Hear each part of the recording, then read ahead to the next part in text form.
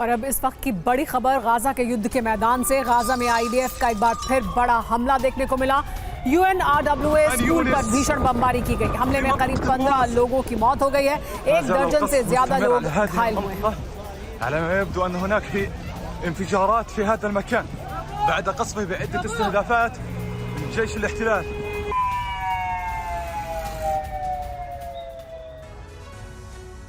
Hamas का खूंखार commander और अल कस्साम ब्रिगेड का चीफ मोहम्मद दायफ को आईडीएफ ने मार गिराया, जिसके बाद ईरानी प्रॉक्सी गुट बदला लेने के लिए इजराइल पर ताबड़तोड़ हमले कर रहे हैं।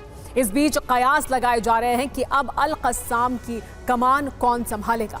2 नाम सामने आ रहे हैं जो दायफ की तरह इजराइल को दहलाने का मंसूबा पाले हुए हैं। यानी दायफ की मौत के बाद भी हमास रुकने वाला नहीं है, बल्कि उसने 7 अक्टूबर से ही बड़े हमले की धमकी दे डाली है, जबकि हिजबुल्लाह और हुती पहले से ही हमलावर हैं। उधर ईरान भी चीन रूस की मदद से प्रॉक्सी गुटों को हथियार भेज रहा है।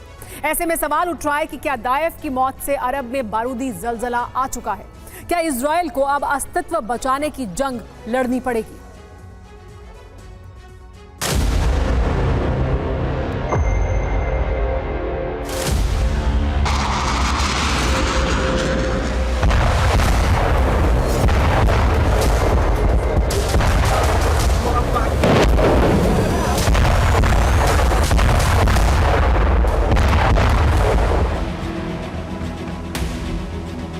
כולנו צפינו בזעזוע אתמול.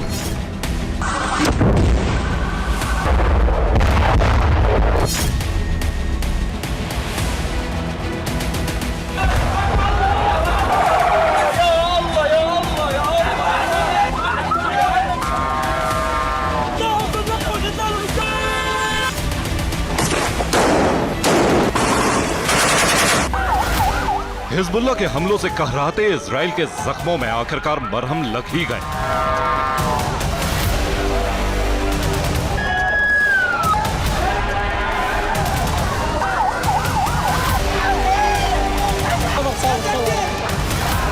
नेतन्याहू के खिलाफ बढ़ते विरोध की आवाज अब थोड़ी कम हो सकती है।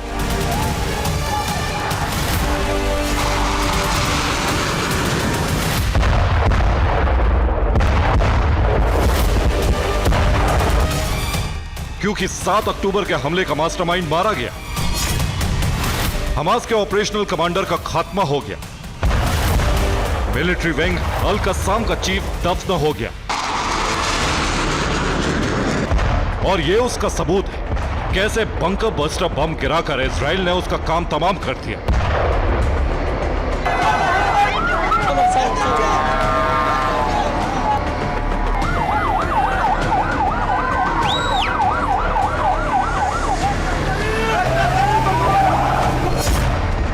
ये वही वीडियो है जिसे आईडीएफ ने जारी किया है, जिसमें आईडीएफ के जेट ने एयर स्ट्राइक की और ठीक उसी जगह टारगेटेड अटैक किया जहां अल कस्साम के चीफ मोहम्मद दायफ के छुपे होने की खुफिया जानकारी मिली थी।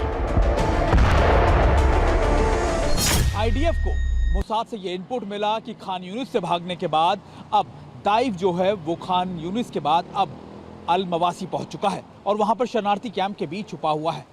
उसको टारगेट करने के बाद, मारने के बाद अब आईडीएफ के टारगेट पर या सिनवार है, जो कहा यह जा रहा है कि वो भी खान यूनिस के रास्ते से सुरंग से भाग निकला है।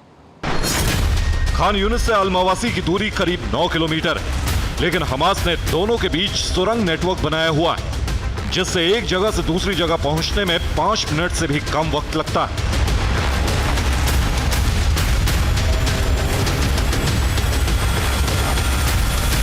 ये याहिया सिनवार के खान यूनिस से भागने का वीडियो है। उसने सुरंग नेटवर्क का इस्तेमाल किया था। मोसाद का इनपुट है कि इसी तरह दाइफ भी भागा था और अल मवासी में ठीक उसी तरह के बंकर में छुपा था जैसा बंकर खान यूनिस में याहिया सिनवार का था। आईडीएफ ने ठीक उसी बंकर के पास बम गिराया जहां पर मोहम्मद दाइफ के होने का दावा किया गया, लेकिन उसकी जद में कई लोग भी आ गए। 90 से ज्यादा लोग मारे गए हैं और 300 से ज्यादा लोग घायल बताए जा रहे हैं। कहा जा रहा है कि मिनिस्ट्री की तरफ से यह आधिकारिक जानकारी दी गई है कि बंकर पे आसपास बम गिरने से कई लोग जख्मी भी हुए हैं और कई लोग मर भी गए हैं।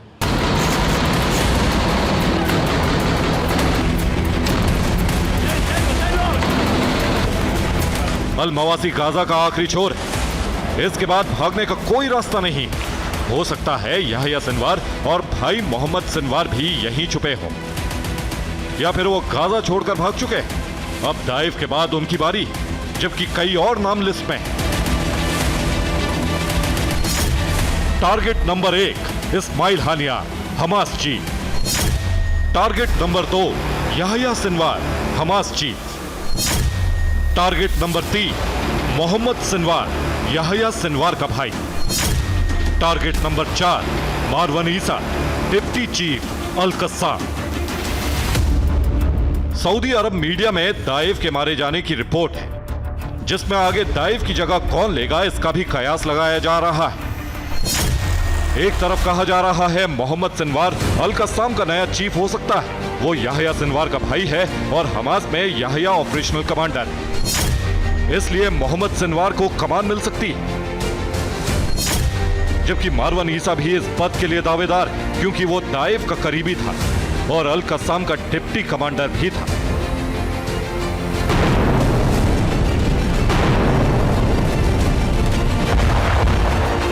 यानी अब जो भी अल कस्साम की कमान संभालेगा वो आईडीएफ के निशाने पर आ जाएगा।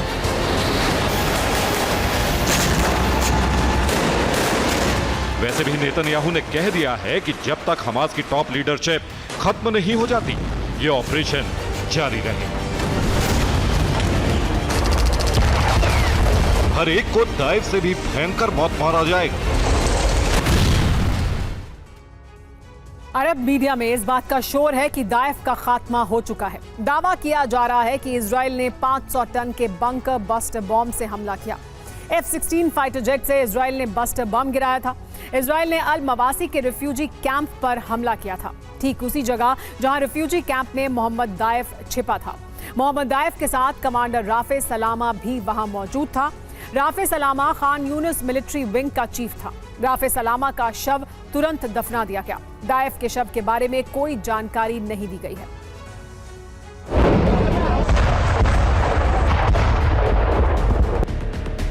आईडीएफ ने ये 2 तस्वीरें जारी की हैं, जिसमें एक तरफ हमले से पहले अल मवाली का रिफ्यूजी कैंप है, जहां बंकर बस्टर बम गिराया गया। दूसरी तरफ हमले के बाद की तस्वीर है, जहां हमला हुआ था। दोनों में अंतर साफ है। हमले से पहले दिख रहे पेड़, कैंप और इमारत हमले के बाद की तस्वीर में गायब। अब वहां एक बड़ा गड्ढा दिख रहा है। दाइफ की मौत से ईरानी प्रॉक्सी तमतमाए हुए हैं। अब इजराइल पर 3 तरफ से हमला शुरू हो गया। लेबनान की तरफ से हिजबुल्लाह रॉकेट दाग रहा है। गाजा की तरफ से हमास ने हमले शुरू कर दिए। लाल सागर से हूती इजरायली पोर्ट पर मिसाइल अटैक कर रहा है। यानी इजराइल से प्रतिशोध लेने के लिए ईरानी प्रॉक्सी बेचैन, इसलिए ताबड़तोड़ हमले किए जा रहे हैं।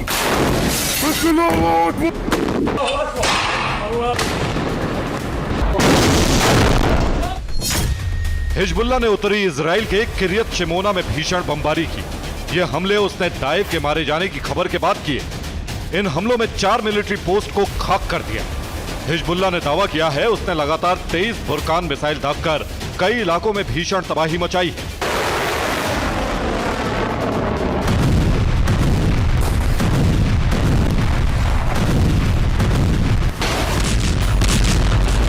इन हमलों में हिजबुल्लाह ने रॉकेट के अलावा बुरकान मिसाइल और ATGM का इस्तेमाल किया। खास तौर से उन ठिकानों को निशाना बनाया जहां इजराइल ने हथियार रखे हुए हैं। बुरकान मिसाइल से उन्हें तबाह कर दिया। हालांकि इजराइल ने दावा किया है कि उसने कई रॉकेट को इंटरसेप्ट कर लिया। इन हमलों का जवाब इजराइल ने प्रॉक्सी गुटों के ठिकानों पर हमला करके लिया। सीरिया की राजधानी दमिश्क के पास मिसाइलें दागी, जिसमें एक सीरियाई सैनिक की मौत हो गई। यह हमला मिलिट्री साइट पर हुआ। हमले से इमारत में आग भी लग गई। इसके अलावा ईरान के कशान में मौजूद ड्रोन फैक्ट्री में भी आग लग गई और नतांज न्यूक्लियर साइट के पास भी विस्फोट हुआ। अंदेशा जताया जा रहा है कि इसके पीछे इजराइल हो सकता है। हालांकि ईरान की तरफ से अभी तक इसकी पुष्टि नहीं की गई। सवाल उठ रहा है कि क्या इन सब घटनाओं का संबंध दाइफ की मौत से है, क्योंकि ईरानी प्रॉक्सी गुस्से में है। वो बदला लेने के लिए हमले कर रहे हैं, जबकि इजराइल ईरान और उसके समर्थित संगठनों पर हमले करके बता देना चाहता है कि वो हर युद्ध के लिए तैयार है।